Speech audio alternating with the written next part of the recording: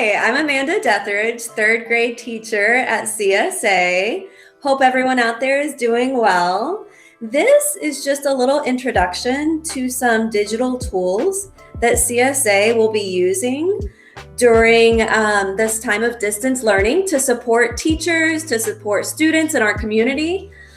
So here we go. Hello, everyone. My name is Stephanie Liggins. I teach pre-K 4, and during distance learning, I will be supporting teachers in pre-K 3, pre-K 4, and kindergarten. Hey, it's Amanda Detheridge again, and I will be supporting teachers in first, second, and third grade for distance learning. Hi, I'm Jenna Brower. I am a 6th grade history teacher, and I will be supporting 4th through 7th grade teachers in distance learning. Hi, my name is Greg Groves, and I teach 7th grade sociology, and I will be supporting the 4th through 7th grade teachers as we transition to distance learning. Before we get started, just on behalf of the CSA community, I just want to send out some positive vibes and hope that everyone is doing well, everyone is healthy, taking the necessary precautions to stay safe, practicing social distancing, washing your hands and all that. As you can see, I got a hat on right now. They closed the barber shops. My hair is looking a little rough right now. But I know that we'll make it through this moment, and I look forward to seeing everyone back on campus when that time comes. Hi guys, so today we're going to go through a brief tutorial of our meeting platform, Zoom.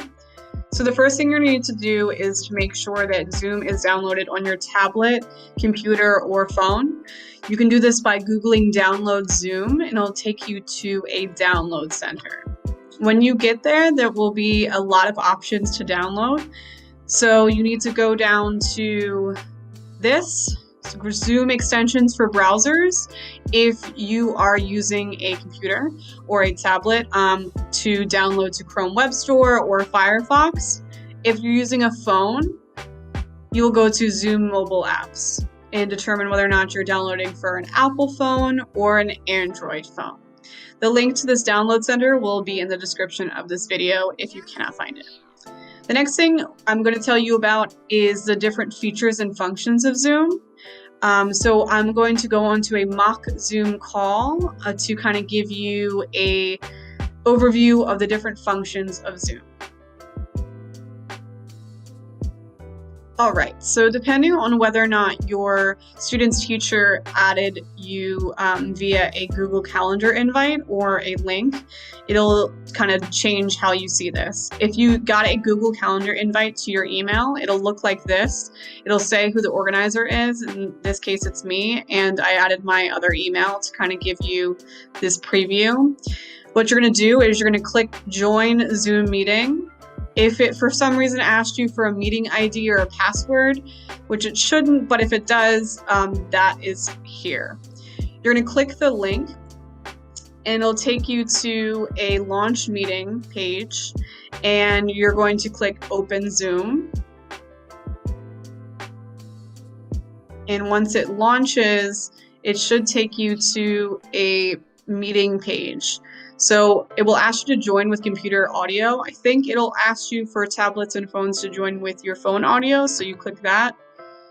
And in the case of the students, we just ask that they mute their computer probably to start with, and that they'll have their webcam video on. So I'm gonna keep my video on though for this demonstration, and I've joined the call. All right, so I have just me and myself in this wonderful call, but what I'm going to show you guys is the different functions. So as I said before, your student can, or if you're using it for a check-in for yourself with a teacher, you can mute your audio here. It will appear the same way on your phone or tablet as a microphone. You can stop your video here, and my suggestion is if you have a video on, that you kind of have a blank background behind you, so that there's not like a lot of light or things that are distracting. So a good way of doing this is like a kitchen area or a play area, or the living room where it's just kind of like a wall behind the student. But a cool function of Zoom is that you can add a background. And this is something that teachers can teach students how to use if they would like them to use that for their different classes. So the next thing is it'll tell you the amount of participants. For this one, it only shows 2, but it can get up to like 25, I believe, for each call. And sharing screen, this is a function that teachers will use to share different PowerPoints or documents they want their students to be looking at.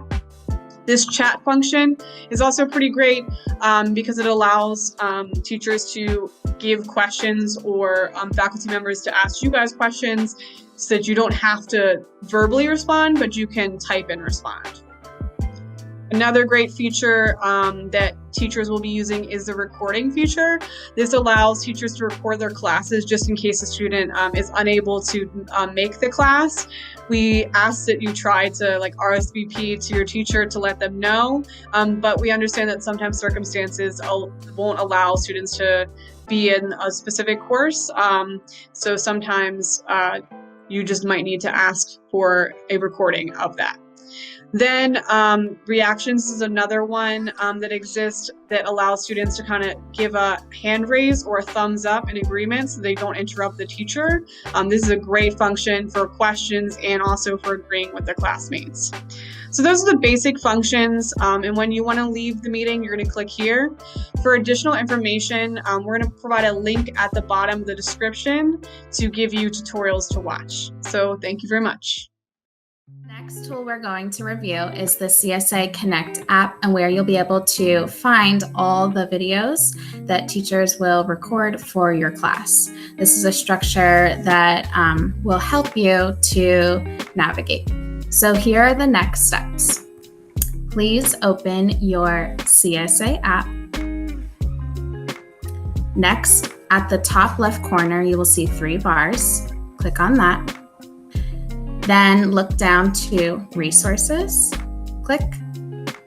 Inside Resources, look to Distance Learning, click. Then there are 3 folders, one for early education, one for lower school, one for middle school. Select the folder that your child is in. And then from there, there's a grade for each. So kindergarten, pre-K 3, pre-K 4, 1st through 3rd, and 4th through 7th. On that note, if you do not have the CSA app downloaded to your phone, please reach out to Byron Avila so he can be helpful in setting you up.